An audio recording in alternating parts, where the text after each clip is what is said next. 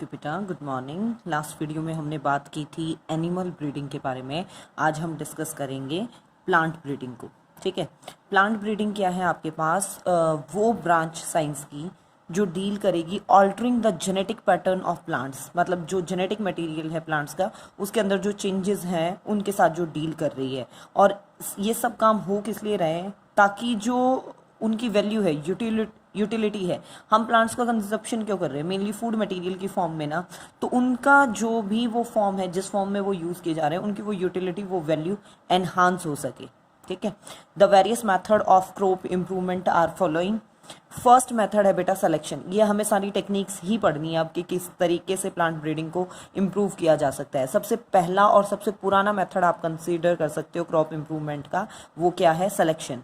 Selection क्या है आपके पास? इस सिलेक्शन के टाइम पे क्या होगा? द इंडिविजुअल प्लांट और group of plant having desirable, मतलब वो सेलेक्टेड प्लांट का ग्रुप या एक सिंगल प्लांट भी जिसमें डिजायरेबल कैरेक्टर प्लांट्स है, उसे सेलेक्ट किया जाएगा एक पर्टिकुलर ट्रेट के लिए। ठीक है, और उसके सीड सेटअप किया जाएगा और उन सीड्स को कलेक्ट करके अगेन उनसे नई क्रॉप तैयार की जाएगी और फिर उनमें से सेलेक्टेड प्लांट्स को छाटा जाएगा। मतलब अगेन एंड अगेन सिलेक्शन होता रहेगा। फॉर एग्जांपल आप ले सकते हो कि वीट और मेज प्लांट के अंदर सिलेक्शन टेक्निक को यूज किया गया। इन दोनों ही प्लांट के अंदर क्या थी? मतलब डोमेस्टिक प्लांट हैं और on the basis of several character, जो इनके नेटिव प्लांट्स थे वीट और मेज के, उन्हें कुछ कैरेक्टर्स के बेसिस पे सेलेक्ट किया गया था। वाइल्ड वेराइटीज अगर हम of these crop have an elaborate seed dispersal, जो इनकी बहुत पुरानी वैरायटी थी उनके पास सीड डिस्पर्सल मतलब ऑटोमेटिकली होने का मैकेनिज्म प्रेजेंट था। उस टाइम पे क्या था, मतलब इतने सोर्स अवेलेबल नहीं थे, अगर सीड डिस्पर्सल ना हो तो वो सर्वाइव ही नहीं कर सकते। अगर हम आज के दिन उसी मैकेनिज्म को प्रोटेक्टेड करके चले कल्टीवेशन में, तो आप खुद सोच के देखो कि एक वीट की वैरायटी है और उसके सीड अचानक से एकदम से डिस्पर्स हो गए, तो क्या ये पॉसिबल है कि आप एक एक दाना उस गेहूं का उठा पाओ? नहीं है पॉसिबल। वो बहुत ज़्यादा डिफिकल्ट हो जाएगा।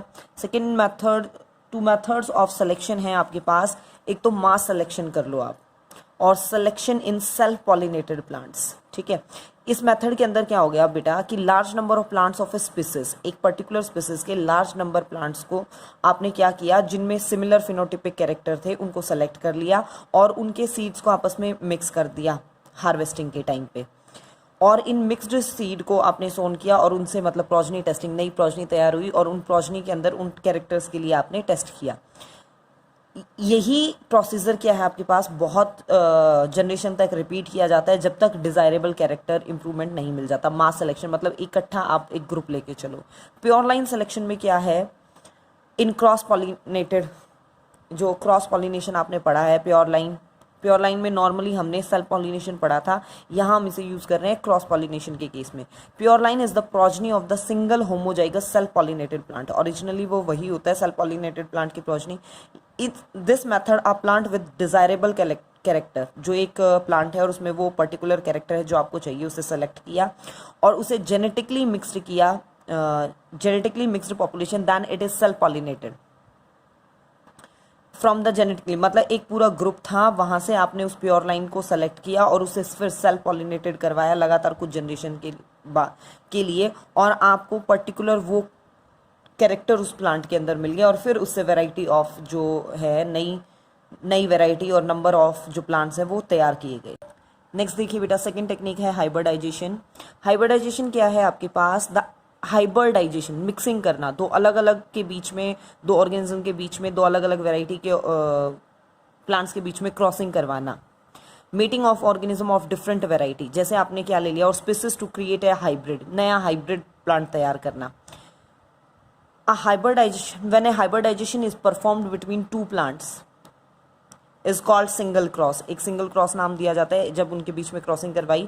When performed more than two plants, जब दो अलग अलग वैरायटी के प्लांट लिए तो मल्टीपल क्रॉस। अगर दो प्लांट हैं जो आपके वो एक ही वैरायटी के हैं तो सिंगल क्रॉस नाम दे दिया, और अलग अलग वैरायटी के हैं तो मल्टीपल क्रॉस नाम दे दिया। ये आपके पास इंटर वेराइटल और इंट्रा स्पेसिफिक, मतलब स्पीसीज सेम है, बस उनकी वैरायटी वेरी कर रही है तो हो सकता है। इंट्रा वेराइटल, सेम वैरायटी के जो प्लांट्स हैं उनके बीच में क्रॉस करवाया जाए तो इंट्रा वेराइटल। इंटर स्पेसिफिक, दो अलग अलग स्पीसीज के मेंबर्स के बीच में अगर क्रॉस करवाया जाए तो इंटर स्पेसिफिक। इंटर जेनरिक, जब आपके पास दो अलग अलग जीनस के ऑर्गेनिज्म के बीच में क्रॉस करवाया जाए।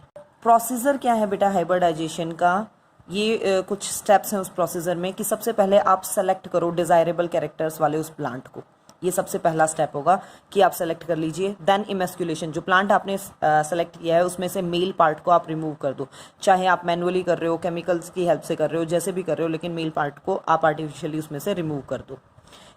ठीक है, ये हम पढ़ चुके हैं फर्स्ट यूनिट के अंदर।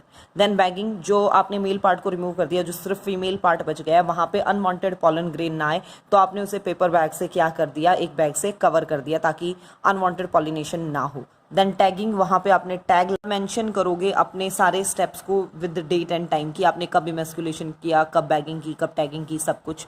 देन पॉलिनेशन, जो भी आपका पर्टिकुलर डिज़ायरेबल कैरेक्टर्स वाला पॉलन ग्रेन था वो आर्टिफिशियली आपने वहाँ स्प्रेड आउट किया मैच्योर पॉलन ग्रेन को, और उसके बाद द बैग इज़ ओपन, मतलब ओपन किया, डस्ट किया उन पॉलन ग्रेन्स को और फिर से बैग को कवर कर दिया। ये आपके पास स्टेप्स हैं हाइब्रिडाइजेशन के। थर्ड टेक्निक है बेटा हमारे पास polyploidy in crop improvement. Poly मतलब मैनी, प्लॉइडी मतलब जो जेनेटिक मटेरियल कंटेंट है, जैसे हैप्लॉइड उसको डिप्लॉयड बना दिया, ट्रिप्लॉयड बना दिया, पेंटाप्लॉयड, हेक्साप्लॉयड बना दिया, तो पूरा कंप्लीट सेट ऑफ क्रोमोसोम का नंबर बढ़ा देना। The organism which possess more than 2 set of chromosome, ठीक है, नॉर्मली जिनमें सिंगल है वो हैप्लॉयड कहलाए, नॉर्मली जिनमें 2 है वो डिप्लॉयड कहलाए, और जिनमें 2 से ज़्यादा है उसे हम क्या नाम देंगे, पॉलीप्लॉइड। पॉलीप्लॉइडी आपके पास 2 टाइप की है, one is the auto polyploid, auto मतलब सेल्फ, और एक होती है एलो पॉलीप्लॉइडी जिसमें अलग अलग के हम इंक्लूड करते हैं कि जो क्रोमोसोम सेट है। देखिए the polyploidy which occurs within a species and result due to multiplication of same set of chromosome, same species में है जो ऑलरेडी सेट ऑफ क्रोमोसोम था, बस उसी का मल्टीप्लिकेशन हुआ है, उसका नंबर एनहांस हुआ है, बाहर से कोई मिक्सिंग नहीं हो रही है। In nature auto polyploidy in sexually reproducing organism में अक्कर, वो नॉर्मली हो जाती है, जैसे fertilisation of egg by more than 1 sperm, कि एक से ज़्यादा स्पर्म उसमें एंटर कर गया। ये सिर्फ एक्सेप्शनल केसेस की बात हो रही है, वरना तो नॉर्मल जो फिनोमिनन है वही चलेगा। फेल्योर ऑफ मियोसिस, की गैमेटोजेनेसिस पे मियोसिस नहीं हो पाया, गैमेट सेपरेट ही नहीं हो पाए, क्रोमोसोम सेपरेशन नहीं हो पाया है properly. Natural polyploids has been observe, कि नेचुरली भी पॉलीप्लॉइड बने हैं, जैसे दूब ग्राफ्स के अंदर ट्रिप्लॉइड नोट किया गया, कॉर्न के अंदर टेट्राप्लॉइड नोट हुआ, ग्रेप्स के अंदर टेट्राप्लॉइड नोट हुआ, पोटैटो में टेट्राप्लॉइड, क्लोव्स के केस में टेट्राप्लॉइड देखने को मिला। ये सब नेचुरली ही फॉर्म किए गए। Auto polyploidy can be induced, artificially अगर इंड्यूस करवाना है तो कोलचाइसिन की ट्रीटमेंट के थ्रू होगा। कोलचाइसिन क्या है, केमिकल है जो मियोसिस के टाइम पे स्पिंडल फाइबर्स नहीं बनने देता, जिसके कारण जो क्रोमोसोम का सेट है वो सेपरेट नहीं हो पाएगा और ऑब्वियसली डबलिंग ऑफ क्रोमोसोम वहां जाएगी। सेकेंड टाइप है बेटा पॉलीप्लॉइडी के अंदर एलो पॉलीप्लॉइड्स, थर्ड जो टेक्निक है हमारी उसमें सेकेंड पार्ट। ये एलो पॉलीप्लॉइड आपके पास किस तरीके से बनेंगे, जब क्रोमोसोम डबलिंग हो हाइब्रिडाइजेशन को फॉलो करते हुए 2 डिफरेंट स्पीसीज के मेंबर्स के बीच में। जैसे आप एग्जांपल के तौर पे लीजिए, आपने क्रॉस करवा दिया बिटवीन कैबेज, कैबेज का साइंटिफिक नेम है ब्रासिका ओलिरेशिया, कैबेज का क्रॉस हुआ रेडिश रेफिनस टाइवर्स के साथ, और इससे एक स्ट्राइल, ऑब्वियसली 2 अलग अलग स्पीसीज के मेंबर्स के बीच में तो स्ट्राइल बना रेफिनोब्रासिका, ठीक है। सेकेंड एग्जाम्पल जो इम्पॉर्टेंट भी है आप ले सकते हो, ओरिजिन ऑफ ब्रेड व्हीट, आज के दिन जो हम गेहूं खा रहे हैं वो क्या है आपके पास, हेक्साप्लॉइड है, लेकिन वो बना कैसे है आपके पास, स्टार्टिंग में देखिए ट्रिटिकम बॉयटिकम BOE, वाइल्ड इनकॉर्न, ये स्पीसीज है जो डिप्लॉयड है, ठीक है। फिर इससे तैयार हुई आपके पास म्यूटेशन के थ्रू ट्रिटिकम मोनोकोकम, कल्टिवेटेड इनकॉर्न, जिसका कल्टीवेशन भी हुआ, ये भी क्या है आपके पास डिप्लॉयड है। इस ट्रिटिकम मोनोकोकम का क्रॉस करवाया गया एजिलोपस स्पेल्टोइडस के साथ, ये भी क्या है आपके पास 2N, ये AA यहाँ रिप्रेजेंट कर रहा है बेटा जेनेटिक मटेरियल, जैसे ये सेम स्पीसीज, ये इसी से म्यूटेशन से बना है तो AA सेम स्पीसीज, ये डॉट भी बीच में लगाने की जरूरत नहीं है, आप इकट्ठा भी लिख सकते हो, जैसे कि ये AA, नो नीड टू यहाँ डॉट की कंफ्यूज हो आप, सिंपल BB, ठीक है। ये अलग स्पीसीज है एजिलोपस स्पेल्टोइडस, इनकी जब क्रॉसिंग हुई आपके पास तो बना स्ट्राइल, 2 अलग अलग स्पीसीज के बीच में स्ट्राइल हाइब्रिड बना जो 2N था, डिप्लॉयड था, यहाँ से A और यहाँ से B, AB। इस स्ट्राइल हाइब्रिड की, नॉर्मली तो ये स्ट्राइल था, ग्रो कर नहीं सकता था, इसकी क्रोमोसोम डबलिंग के थ्रू इससे वैरायटी तैयार की गई ट्रिटिकम टर्जिडम, ठीक है, क्रोमोसोम डबलिंग हुआ है, ये डिप्लॉयड था तो ये 4n तैयार हुआ, इसका डबल कर दो AABB, ठीक है। इस ट्रिटिकम टर्जिडम से एक तो बन गया ट्रिटिकम ड्यूरम 4n है टेट्राप्लॉयड के साथ। इस ट्रिटिकम टर्जिडम का क्रॉस करवाया गया एजाइलोपस स्क्वायरोसा, राई की वैरायटी थी ये, और इनके क्रॉस से बना ट्रिप्लॉयड हाइब्रिड। ये डिप्लॉयड था और ये आपके पास टेट्राप्लॉयड था, ये था आपके पास डिप्लॉयड और ये था टेट्राप्लॉयड।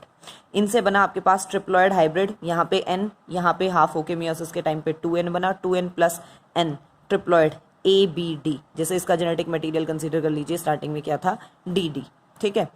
फिर से इस ट्रिप्लॉयड की क्रोमोसोम डबलिंग करवाई गई और क्या बना आपके पास ट्रिटिकम ST1, जो हम आज के दिन यूज करते हैं AABBDD 6n। This is the mechanism to produce the bread wheat. Starting में हमने क्या लिया है ट्रिटिकम बॉयटिकम, ठीक है, उसमें म्यूटेशन के थ्रू बना ट्रिटिकम मोनोकोकम, जिससे बना इसका क्रॉस करवाया एजिलोपस पैल्टॉइडस के साथ, जिससे स्ट्राइल हाइब्रिड बना। इससे ट्रिटिकम टर्जिडम बना और ट्रिटिकम टर्जिडम से एक ट्रिटिकम ड्यूरम बना, लेकिन इसका मेनली क्रॉस करवाया गया एजिलोपस स्क्वायरोसा से, जिससे ट्रिप्लॉयड हाइब्रिड बना और फिर क्रोमोसोम डबलिंग के थ्रू बना Triticum aestivum, bread wheat origin. Next देखिए बेटा, mutation breeding. Some example of crop improvement by mutation breeding. मतलब म्यूटेशन आपको पता है sudden change in genetic material, और म्यूटेशन ब्रीडिंग क्या है कि ब्रीडिंग के टाइम पे जो वो म्यूटेशन वाला पार्ट हम इन्वॉल्व करके चल रहे हैं। इसमें कुछ एग्जांपल्स आपको देखने हैं। आर्टिफिशियली इंड्यूस्ड म्यूटेशन, आपने नॉर्मली क्या है आर्टिफिशियल कंडीशंस में म्यूटेशन जानबूझ के इंड्यूस करवाई है, जिसका रिजल्टेंट क्या मिला, लेकिन ये जरूरी नहीं है कि हर बार रिजल्टेंट फायदेमंद हो। इंक्रीज इन यील्ड हो गया बाई चांस कुछ के थ्रू, हाइट बढ़ी, जो डे लेंथ थी उससे इनसेंसिटिविटी हो गई, मतलब टेम्परेचर का जो वो असर था डे लेंथ का वो कम हो गया। Resistance to mildew disease in variety of barley, barley के अंदर माइल्ड ड्यू जो डिजीज हो रही थी उससे उसका अफेक्ट कम हो गया। सेकेंड एग्जाम्पल हम देखें तो म्यूटेशन इन रेड ग्रेन्ड सोनारा 64, ये जो गेहूं की वैरायटी थी, और लार्मा रोजो 64A जो वैरायटी थी वीट की, वो रिजल्टेड इन द म्यूटेंट, वो म्यूटेशन के थ्रू बनी शरबती सोनारा एंड पूसा लर्ना रिस्पेक्टिवली। ये सारी क्या है आपके पास, जब आपने 64 सोनारा 64 में म्यूटेशन की तो शरबती सोनारा, और यहाँ से आपके पास पूसा लर्ना जो वैरायटी थी वो तैयार हुई।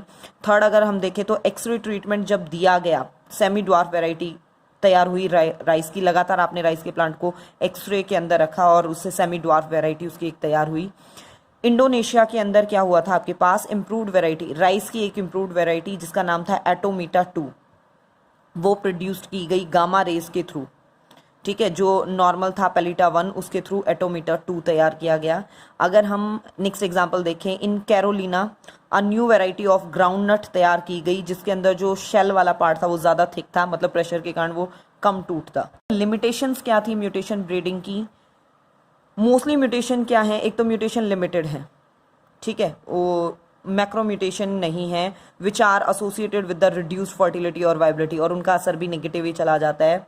जो म्यूटेशन ब्रीडिंग प्रोग्राम था वो एक, मतलब अगर आप आर्टिफिशियली भी करवा रहे हो तो उस टाइम पे आपको बहुत ध्यान रखने की ज़रूरत है कि आप बार बार टेस्ट परफॉर्म करो, वो बहुत ज़्यादा टाइम कंज्यूमिंग भी हो जाता है और बहुत ध्यान भी रखना पड़ता है। फ्रीक्वेंसी ऑफ बेनिफिशियल म्यूटेशन, मतलब जब भी आप म्यूटेशन करवा रहे हो आर्टिफिशियली तो उसमें नुकसान ज़्यादा होता है और फ़ायदा कम होता है।